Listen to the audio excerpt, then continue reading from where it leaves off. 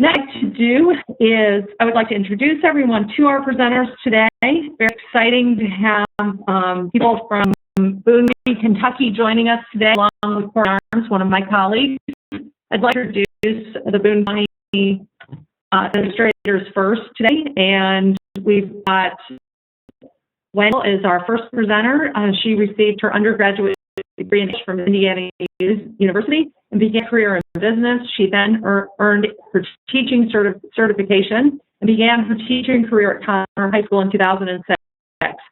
She received her master's degree in education from the University of the Cumberland.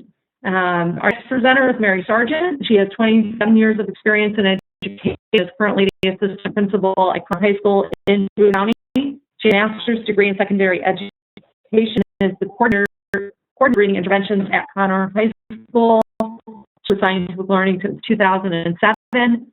Our last presenter today is Corey Arms. I've worked with Corey now for about 14 years, I think, and she holds a bachelor's degree in both general and special education and a master's degree in special ed with a certification in the areas of educational diagnostician and mid-management. What I'm going to do now is take all of my presenters off mute, and I'm going to give control of the session to Mary and me, and they can start the presentation. Welcome.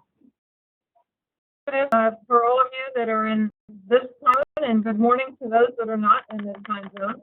I'm Mary Sargent, and I am with Leslie today. And we're going to help you guys with the reading assistant and the ACT. So welcome everybody.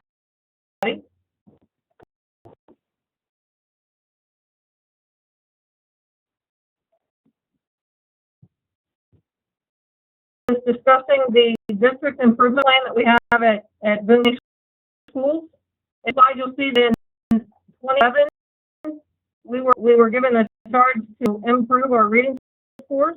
The things that I used was the Scientific Learning Reading Assistant Grant, and this is a district initiative, and we need the district support in order to get this accomplished, and we are very proud of the way the district has helped us, and are going to reflect the district support. I'd like to start by talking about the ACT and EPAS system. We explore tests at the 8th grade level. We have at the 10th level, all of our juniors with the ACT, and do that test in March. So we're getting ready for that test in a few weeks. So any questions about how the Explore or the plan or the ACT work together? We are going to take all of those 8th graders that come in as freshmen, going to examine their 8th grade Explore reading scores. And the scores that will let us decide what classes that we would want to put those students in, whether it be an honors class or we need to do some type of intervention to help them read.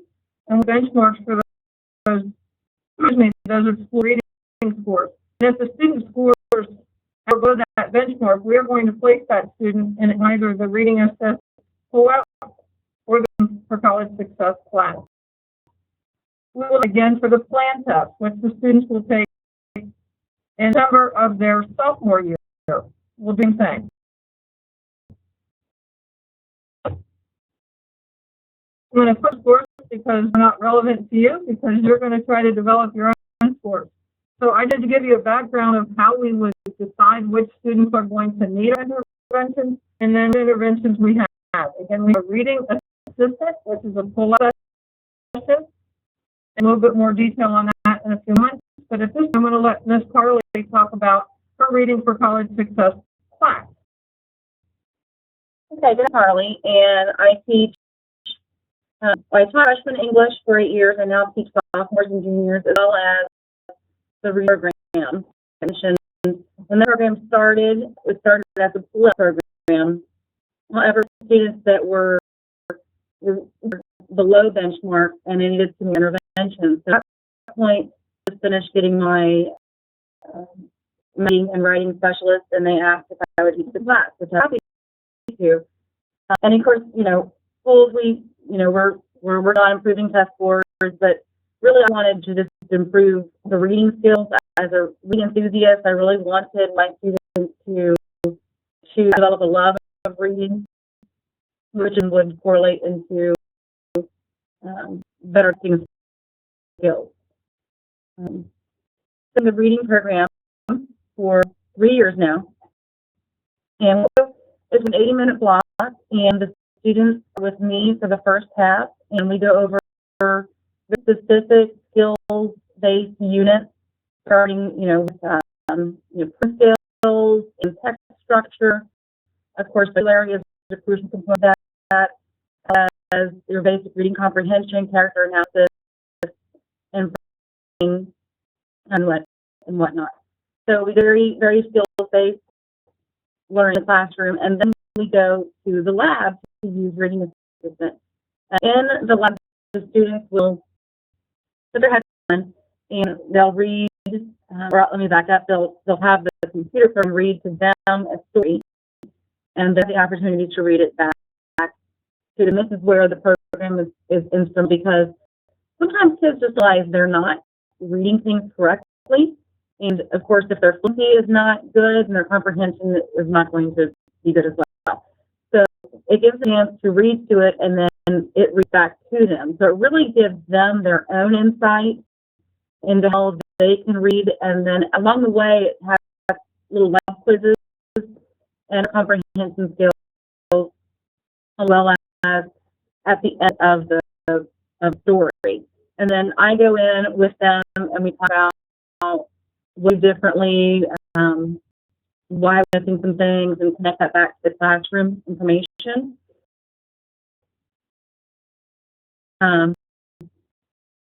They come to me, and keep in mind, this is high school, so these are freshmen coming in. But at the beginning, they were coming in at a 3rd and 4th grade level of reading. Now, with the push for reading, they've been improving. So this past year, my students came in at about a 6th grade level, which, although improvement still is not going to equate to success in the ACT.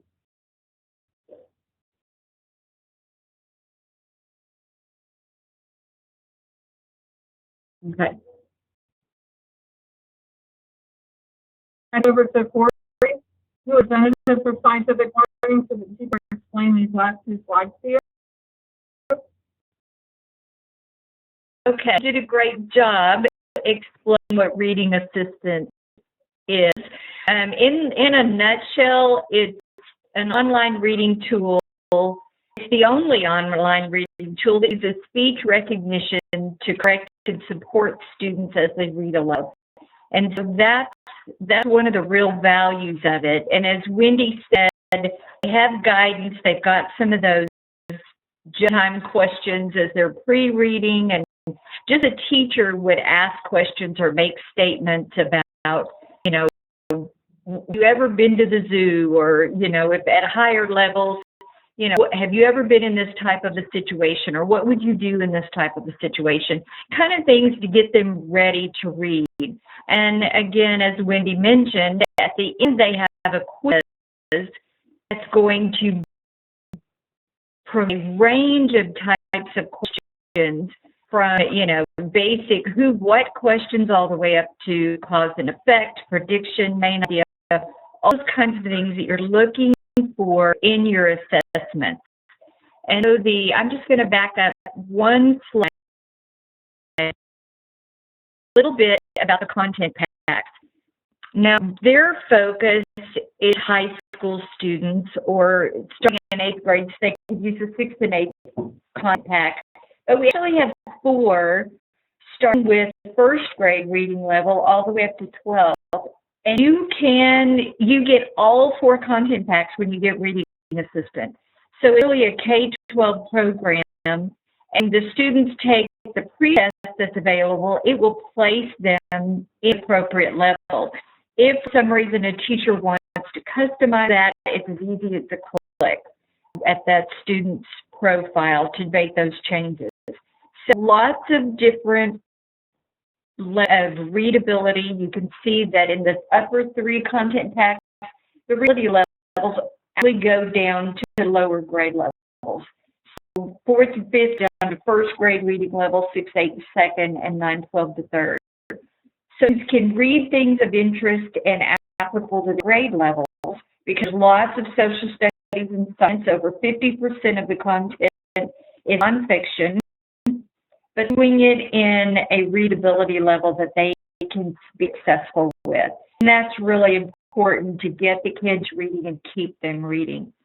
So lots of different types of text, and it really helps with they have to read it twice, which we know that repeated reading is important, and the subject matter is grouped thematically, so repetition with key vocabulary words, actually learning them in context, and we all know how important that is with reading. So Mary, I'm going to let you take it back and go into some of the performance reports, the types of reports teachers get, when they actually look at the text that the students read.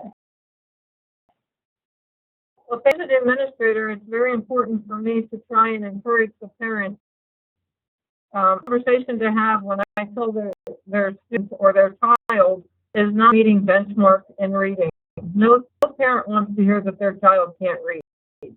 So when I have the students go through the preliminary resistant program and they get their line, I can this up, and if you hit this screen, you'll see a number of things there. It'll tell you the grade level that the student is actually reading at.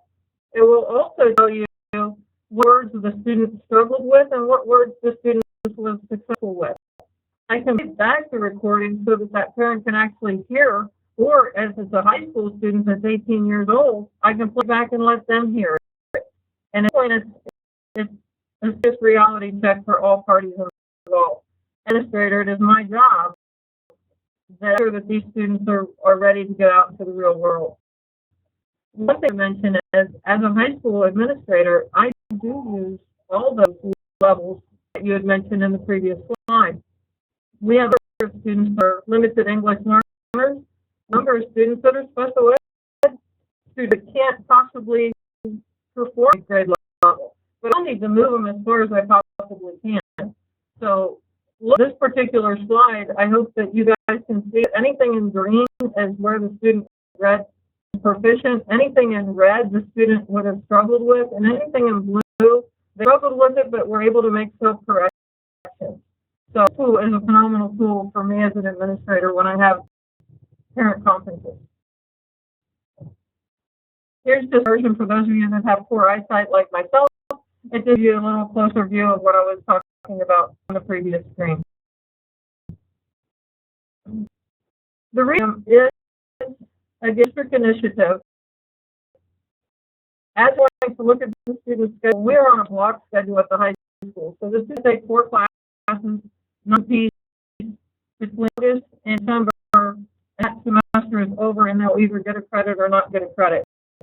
So what I'm going to pull that child out of a class and I'll send them to the reading lab, and there's a coach in there, and he's been for a number of years with us. And what it's going to do is a 30-minute protocol. They're going to do their baseline, and then they're going to progress at their own rate. Out of the pull-out program, what them to be able to do is demonstrate mastery. I can look at logs and see how it's done, but I want to make sure that they're successful on the ACT.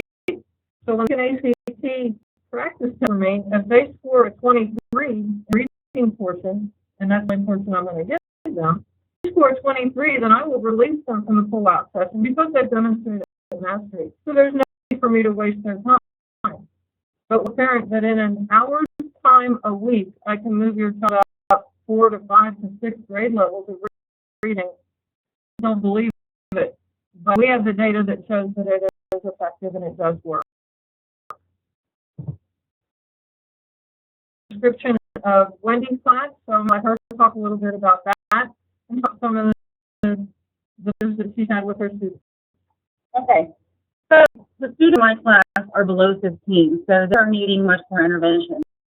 And keep in mind, too, these students, since they're very good at reading, they don't like it, and they aren't necessarily to be in my class either. So my number one job is to raise them.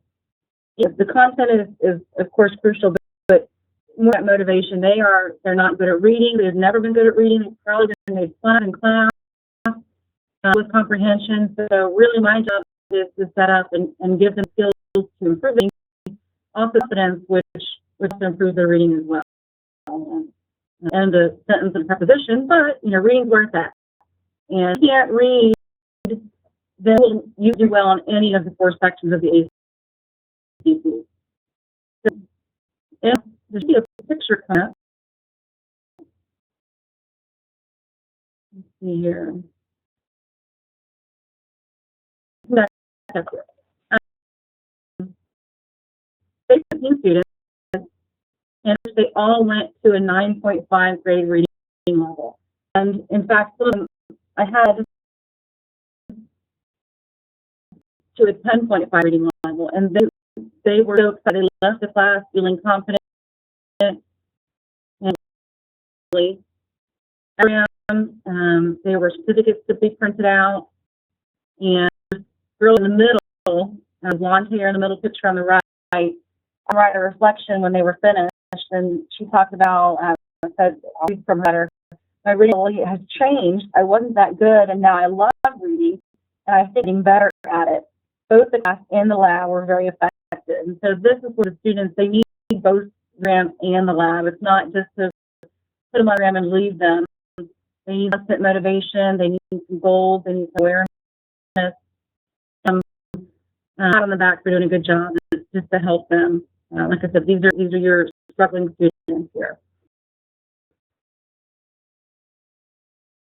What it into was huge gains in our ACT reading exam scores. I'll turn this back over to Mary. As the administrator, we're judged on plus and minuses, and we're judged on our scores have improved. If you look at this particular slide, you didn't have any growth, but you look, and if anybody would want, you would want 69% growth if you could get that, if a student is able to do 69% in their reading. So that slide shows we could a little bit.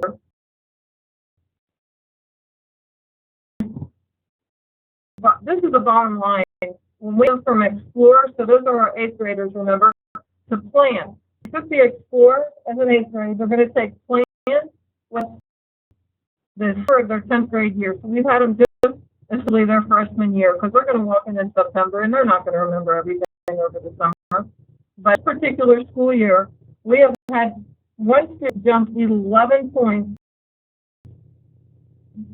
32 points or 34 points. To jump 11 is huge. And we've had most of our gains are going to be in 5 to 10 range. So I think that's pretty impressive if you have data. And it's up to parents when they want to have a discussion. Now, this is over a longer period of time. You'll see we've had students that have jumped as much as 10 points on particular tests, which will be from the Explore to Plan, or it'll be from Plan to ACT. So we're very, very pleased with the way this product has worked. We are very, very pleased with our students have accepted it. And the Reading Assistant Program and the Reading for College Success Program have helped our scores. There's another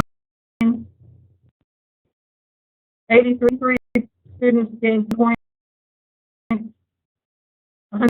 to 9 points, and ACT gains. When I calculated this, remember I told you that we were going to let the students test out who would score a 23 or better on the ACT. I did test on the very first day they're in that particular reading assistant class, and that's on score. And when they test out, you need 23 or better, and those were our scores from the last 3.5 years. And that data speaks for itself. College success, we look at things a little differently. We look at actual grade level change and not scores on the ACT. And this again is Wendy. Number 4, this was very significant. Out of my 17 students last year, do an average of 3.5 reading levels, which is where they should be, in fact, a little bit above. And the students will also tell me that they feel like they're doing better in their other classes. classes. So the reading assistant falls under the English department, but we bring in material from the other levels. We bring in science books and we go through vocabulary for all the content areas because them to grow in all levels, not just in English. Of course, reading not is just an English issue; it's for all course.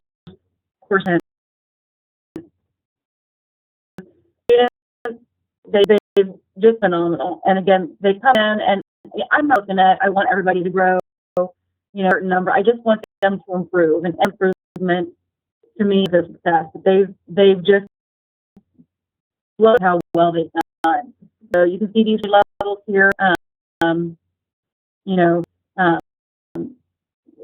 One of these grade levels is just phenomenal, and they come back to me. Done it for several years. They come back to me and say, I am doing so much better my junior year. I'm so much better in science. I'm doing so much better in social studies. And they'll say, hey, he's coming. I'm gonna ace this time. So we're seeing just the huge improvement. I could go on and on because I love the class. I love what it does for my students. I love what it does really for the school. It really is just no brainer. It makes my job actually pretty easy because resources are there, and it's helped me, be effective with the students that need the most. So there, we'll open it up. Yeah. Andy and Mary, we really appreciate your presentation today. We have some questions that have come in, so I'd like to start off with the first question that came in, which was, do you use Reading Assistant with any of your ELL students?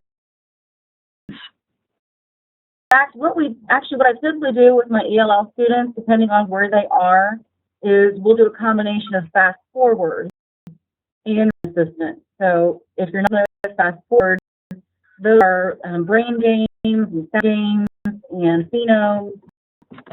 Work very well being assistant. If they're brand to English, I was on fast forward the whole time. It had a little bit of experience and a combination of fast forward and then the very beginning level. And the question is, do high school students really need to practice reading aloud, and can't they just read silently and build these same skills? Well, if they are reading something incorrect in their head, if they're talking, they comprehend. So they read it themselves and not realize they're saying these words incorrectly. So have to read it out loud and then hear it back. That they can say, hey, well, I know what phone is. That's the whole perspective on the comprehension. So the fluency and the comprehension are hand in hand. If they're doing it wrong, then that's a problem for us.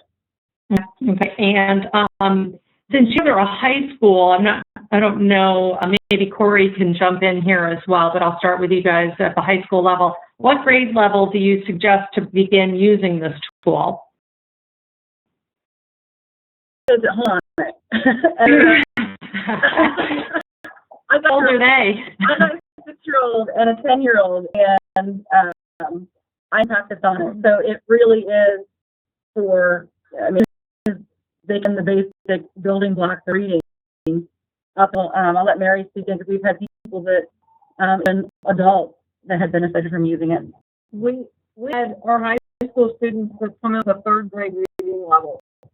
And it's something to have to tell the parents that child is a 3rd grade reading level. I'm not talking our special ed students. These are kids who made it to the high school level. So I'm going to say that any student could benefit from that. And I've got students who are in an AP class that I have to pull out from their AP class, and they have requested not to pull out of that class, which I completely understand, but then they'll log in and they do it from home, and we chart their time and we keep track of their performance at home, and the opportunity to test out with us on that particular Friday that group would test out. And I didn't not test out this particular past Friday because he missed it by question, but I know he's interested, but a kid that's in an AP class taking a reading class. So to give the conception that just become a reader that you're not going to be able to be successful. So to be able to help him as well as any other student that gets on the program. Great, great. Next question. This is Corey. Oh, yeah. Yep, yep. I'm going to jump in real quick and say the rule of thumb for reading assistant, it has to be able to read 12 words per minute. So if they can read some material at their grade level, 25 words per minute, or just reading 25 words per minute is typically middle to end first grade year. We have some really precocious kindergartners, you know, they could, as long as they could read 25 words per minute, they can do it. So that's pretty much our rule of thumb. You have to have at least that level of fluency. But, you know, we know that that oral reading that Mary was talking about, even with high school kids, is so important because it helps them build expression in their reading, which helps build their comprehension. And you just don't get that typically from silent reading. And the National Reading Panel said they can see the gains, the fluency gains and everything from silent reading that they saw with oral reading, which is the whole purpose type of a program. And then another question for Mary and Wendy. Do you use this with primarily students that are reading at grade level, or do you use this with a lot of struggling students, or a little bit of both? They haven't met benchmarks. They are the struggling students. The ones pulled out are just at the base benchmark level, and the ones that I get in my class are struggling readers. Have you ever used the program with students probably reading at grade level or above, just to help them out a little bit? I have ended it. I have had some students, honors students in my regular English classes, who also well on the plan. Still, I saw a struggle with their reading comprehension, and it was a voluntary basis. I put them on a login at home as a way for them to practice their fluency. So do that, but it has to be, you know, on their own time. Okay. If I might interject, we also have a speech and drama class that we have Connor, and I think it would be beneficial for those students, again, on their own, to learn just so that they can use, I mean, for example, speaking to this computer is difficult, and I hope that you guys can still hear me, but anything that they're reading out loud, I think that would be a benefit, especially if a student wants to go into a performance art where they are going to be talking. I don't think it'd be anything but beneficial. You know, great point, Mary, because all the modeled readings for selection has a modeled reading that's read by an actor. So good pacing, it's good expression. So it's good modeling for anybody, but certainly, as you said, for someone getting into performing arts. Okay, question that came in was, and I'm gonna probably ask Corey to do this because I think Corey can do this quickly. Is there a way to just show on our website the Fast Forward program, Corey? I can. Probably the fastest thing to do would be to show it. We have a little tutorial. Yeah, that's what I was thinking. Mind sharing your desktop and doing that? No, I don't mind that at all. So let me check quickly. Oh, no. I just do control of the session. So people get a sense of what that looks like and what that's doing for students. Okay. Let me, okay. Get to where I can share my desktop. It takes about 4 minutes. But Or do you have demos on the product page? it's the same thing. It comes out usually fine. There it goes. Well, it was Fast Forward, not Reading Assistant. Welcome to Reading. Oh, I'm sorry. Yeah, I thought there was. just do a very sample, just a very quick look at Fast Forward. All right. The site. Yeah, yep.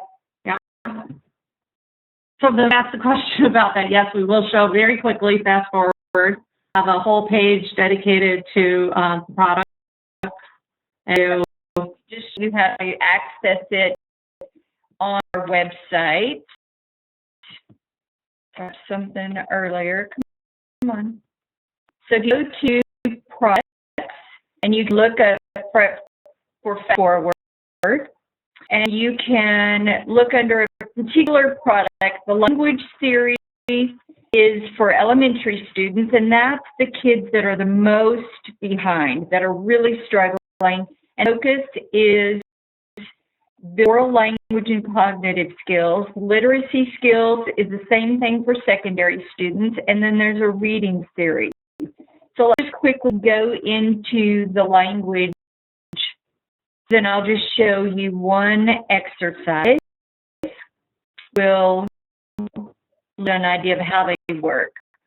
These exercises I've actually used in a school district, and with really great results, just like Wendy mentioned.